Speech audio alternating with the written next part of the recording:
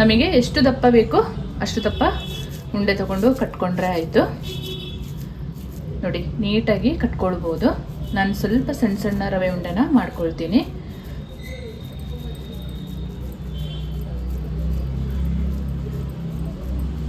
ಈ ರೀತಿಯಲ್ಲಿ ಘಮಘಮಿಸುವ ರವೆ ಉಂಡೆ ನೋಡಿ, ಈ ರೀತಿಯಲ್ಲಿ ರೆಡಿಯಾಗಿದೆ.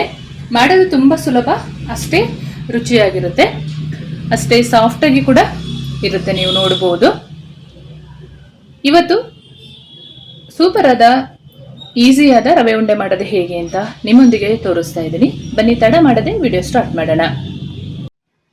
ನಮಸ್ತೆ ಎಲ್ಲರಿಗೂ, ಎಲ್ಲರನ್ನು ಸುಸಿಸ್ ಕಿಚನ್ಗೆ ಸ್ವಾಗತ ಮಾಡಿಕೊಂಡು ಇವತ್ತು ಅದ್ಭುತವಾದ ಅಡಿಗೆ ಮಾಡ್ತಾ ಇದ್ದೀನಿ. ಬನ್ನಿ ಹೇಗೆ ಮಾಡೋದು ನೋಡೋಣ. ನಾನು ಮಾಡುವ ಅಡಿಗೆಗಳು ನಿಮಗೆ ಇಷ್ಟ ಆಗ್ತಿದ್ರೆ ದಯಮಾಡಿ ಸಬ್ಸ್ಕ್ರೈಬ್ ಮಾಡಿಕೊಂಡು ನಿಮ್ಮ ಫ್ರೆಂಡ್ಸ್ ಅಂಡ್ ಫ್ಯಾಮಿಲಿಗೆ ಹೆಚ್ಚು ಹೆಚ್ಚು ಶೇರ್ ಮಾಡೋದನ್ನ ಮರಿಬೇಡಿ. ಹಾಗೆ ಲೈಕ್ ಮಾಡಿಕೊಂಡು ವಿಡಿಯೋ ವಾಚ್ ಮಾಡಿ.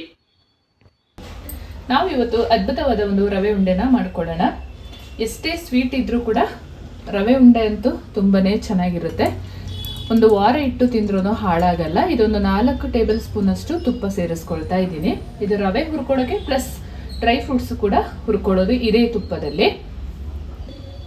ತುಪ್ಪ ಬಿಸಿಯಾಗಿದೆ. 2 ಚಮಚದಷ್ಟು ಗೋಡಂಬಿ ಹಾಕೊಳ್ಳೋಣ. ಸ್ವಲ್ಪ ಕಟ್ ಮಾಡಿ ಹಾಕೊಳ್ಳಿ. ಹಾಗೆ 1 ಚಮಚದಷ್ಟು ಒಣ ದ್ರಾಕ್ಷಿಯನ್ನು ಸೇರಿಸ್ಕೊಂಡು ಚೆನ್ನಾಗಿ ಫ್ರೈ ಮಾಡ್ಕೊಳ್ಳೋಣ.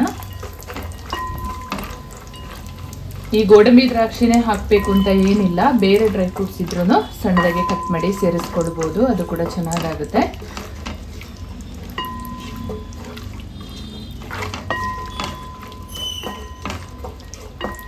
ಈ ದ್ರಾಕ್ಷಿ ಎಲ್ಲ ಅರಳಿದ ಮೇಲೆ ಇದನ್ನ ತೆಗೆದಿಟ್ಕೊಳ್ಬೋದು, ಇಲ್ಲ ಅದಕ್ಕೇನೆ ರವೆ ಹಾಕೊಂಡು ಹುರ್ಕೊಳ್ಬೋದು. ಈ ಹದದಲ್ಲಿ ಫ್ರೈ ಆಗುವಾಗ 1 ಕಪ್ ಅಥವಾ ಬೌಲ್ ಅಳತೆ ಸೇರಿಸ್ಕೊಳ್ಳಿ. ನಾನೊಂದು ಅರ್ಧ ಕೆಜಿಯಷ್ಟು ಉಪ್ಪಿಟ್ಟು ಮಾಡೋ ರವೆನ ಸೇರಿಸ್ಕೊಳ್ತಾ ಇದ್ದೀನಿ. ನಿಧಾನ ಉರಿಯಲ್ಲಿ ಚೆನ್ನಾಗಿ ಫ್ರೈ ಆಗಬೇಕು. ಇದು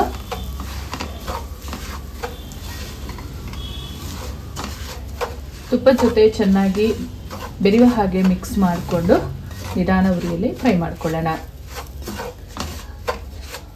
ರವೆ ಚೆನ್ನಾಗಿ ಬೆಂದರೆ ಆಮೇಲಿಂದ ಹಾಲು ಇಲ್ಲ ನೀರು ಹಾಕ್ಕೊಂಡು ಆಮೇಲೆ ಉಂಡೆ ಕಟ್ಕೊಳ್ಬೋದು.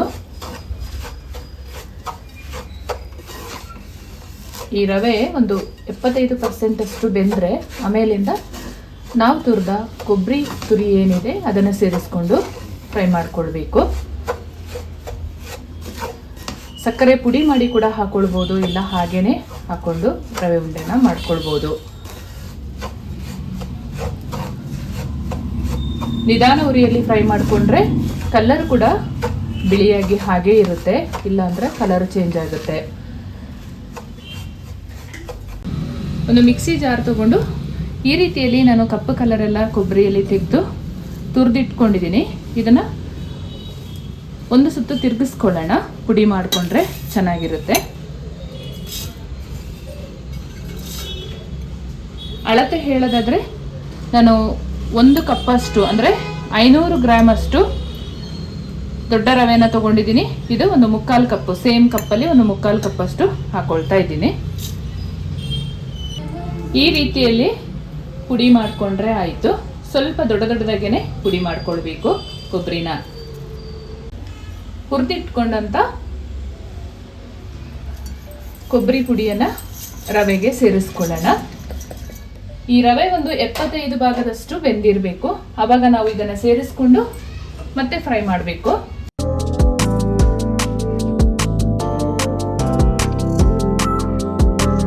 ಬೇಕಿದ್ರೆ ಸ್ವಲ್ಪ ಈ ರವೆನ ಕೂಡ ಪುಡಿ ಮಾಡಿಕೊಂಡು ಹಾಕೊಳ್ಬೋದು. ಆವಾಗ ಸ್ವಲ್ಪ ನೈಸ್ ಪುಡಿ ಆದಾಗ ಉಂಡೆ ಕಟ್ಟಲಿಕ್ಕೆ ಈಸಿ ಆಗುತ್ತೆ. ನೀವು ಫಸ್ಟ್ ಟೈಮ್ ಮಾಡೋರೆಲ್ಲ ಹಾಗೆ ಮಾಡ್ಕೊಳ್ಳಿ. ನಮಗೆಲ್ಲ ಮಾಡಿ ಇದು ಅಭ್ಯಾಸ ಆಗಿರೋದ್ರಿಂದ ಉಂಡೆ ಕಟ್ಟಕ್ಕೆಲ್ಲ ಏನು ಪ್ರಾಬ್ಲಮ್ ಆಗಲ್ಲ. ರವೆ ಉಂಡೆ ಸಾಫ್ಟಾಗಿ ಕೂಡ ಇರಬೇಕು, ಅಷ್ಟೇ ರುಚಿಯಾಗಿ ಕೂಡ ಇರಬೇಕು. ಕಡಿಮೆ ಇಂಗ್ರೀಡಿಯೆಂಟ್ಸ್ ಅಲ್ಲಿ ಮಾಡಿಕೊಳ್ಳುವಂಥ ಒಂದು ಸ್ವೀಟ್ ಆಗಿರುತ್ತೆ ಇದು. ಇವಾಗ ನಾವು 1 ಕಪ್ ಅಷ್ಟು ರವೆ ತಗೊಂಡಿರೋದಲ್ವಾ, ಅರ್ಧ ಕಪ್ ಅಷ್ಟು ಸಕ್ಕರೆ ಹಾಕೊಳ್ಳೋಣ. ಒಂದು 2 ನಿಮಿಷ ಮಿಕ್ಸ್ ಮಾಡ್ಕೊಳ್ಳೋಣ.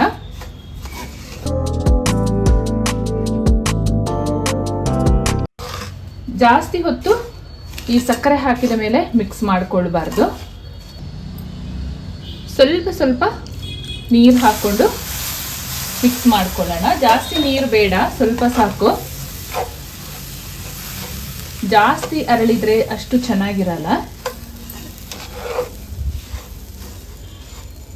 ನೀಟಾಗಿ ಮಿಕ್ಸ್ ಮಾಡ್ಕೊಳ್ಳೋಣ. ಹಾಲಾದರೂ ಹಾಕೊಳ್ಬೋದು. ಅದು ತುಂಬ ರವೆ ಉಂಡೆ ಮಾಡಿ ಇಟ್ಕೊಂಡ್ರೆ ಹಾಲಲ್ಲಿ ಸ್ವಲ್ಪ ಹಾಲು ಹಾಕಿ ಮಾಡೋದ್ರಿಂದ ಸ್ವಲ್ಪ ಸ್ಮೆಲ್ ಬರುವ ಚಾನ್ಸಸ್ ಇರುತ್ತೆ. ಹಾಗಾಗಿ ನೀರು ಹಾಕೊಂಡು ಮಾಡ್ಕೊಳ್ತಾ ಇದ್ದೀನಿ.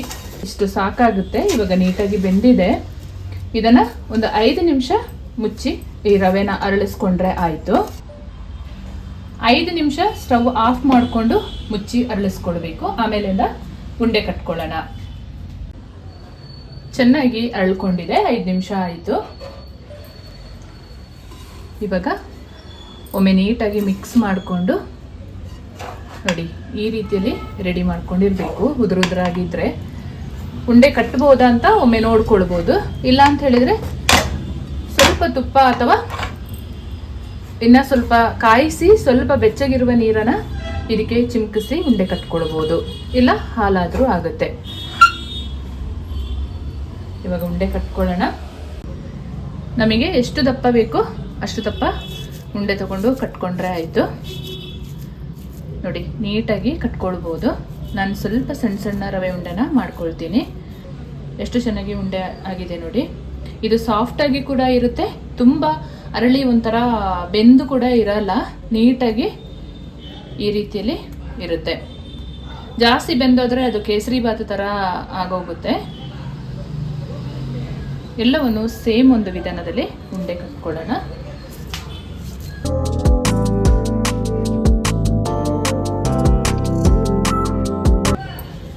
ಸ್ವಲ್ಪ ದಪ್ಪ ಬೇಕಾದರೂ ಕಟ್ಟಬಹುದು. ಮಕ್ಕಳಿಗೆಲ್ಲ ಸ್ವಲ್ಪ ದೊಡ್ಡ ದೊಡ್ಡ ಉಂಡೆ ಆದರೆ ಅಷ್ಟು ಇಷ್ಟ ಆಗಲ್ಲ. ಹಾಗಾಗಿ ನಾನು ಮೀಡಿಯಮ್ ಸೈಜ್ ರವೆ ಉಂಡೆನ ಮಾಡ್ಕೊಳ್ತೀನಿ. ಬಿಸಿ ಬಿಸಿ ಇರುವಾಗನೇ ರವೆ ಉಂಡೆನ ಮಾಡ್ಕೊಳ್ಬೇಕು. ತಣ್ಣಗಾದ್ಮೇಲೆ ಉಂಡೆ ಕಟ್ಕೊಳ್ಳೋಕ್ಕೆ ಆಗಲ್ಲ. ಅದೊಂದು ಗಮನದಲ್ಲಿರಲಿ.